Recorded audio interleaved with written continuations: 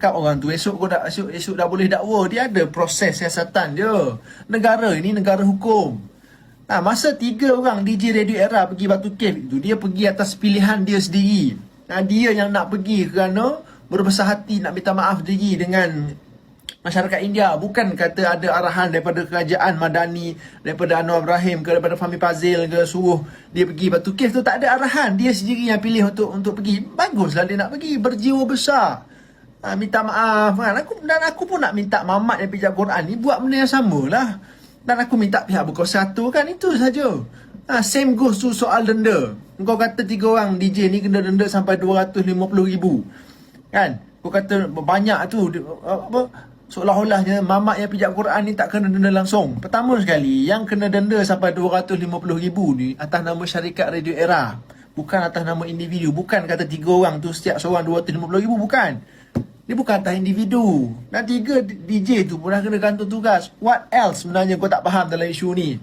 Ya, aku setuju. Sebolehnya, seeloknya pihak berkuasa aturkan Mamat tu pergi minta maaf di Masjid Negara. Seeloknya. Cuma aku pun faham. Aku tak menggunakan alasan itu. Kau nak kata kerajaan lembab. Dia pergi minta maaf itu sebab dia yang nak pergi. 3 orang DJ tu berbesar hati nak pergi sendiri. Bukan kata kerajaan yang suruh pun. Kau tak boleh nak kata kerajaan hari ni tak ambil tindakan tegas lah apa benda lah, apa merepek apa kau ni. Sebab tu jujur aku nak tanya kau nak apa lagi sebenarnya? Kau nak suruh Anwar Ibrahim dengan kerajaan Madani buat apa lagi sebenarnya? Kita ni negara hukum, kita ada undang-undang. Maksudnya kita nak dakwa orang ni, kita ada akta-akta dia. Bukan kata kita boleh buat sesuka hati kita. Ya, memang kita berhak marah. Sekiranya kita berhak marah, sekiranya pihak berkuasa tak buat apa-apa, ada report obvious punya kes tapi tak buat apa-apa, okey, itu kita boleh marah. Tapi dalam kes pijak Quran ini, pihak berkuasa sangat-sangat laju buat kerja. Syabas pada PRM. Bila kerajaan dah buat kerja elok, laju, tak bagi apa-apa alasan, tangkap, nak kena dakwa apa semua, kau main isu lain pula. Kau putar belik pula ucapan Anwar Ibrahim. Kawan tu sebut pasal suruh jaga perpaduan, jangan terperangkap isu-isu yang boleh memecah belah perpaduan.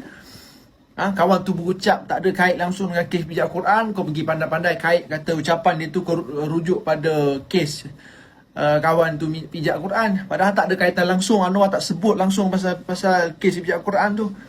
Aku kata, kenapa tak ada gambar Mamat tu kena tangkap? Ini mesti pihak berkuasa nak jaga dia, nak jaga maruah dia.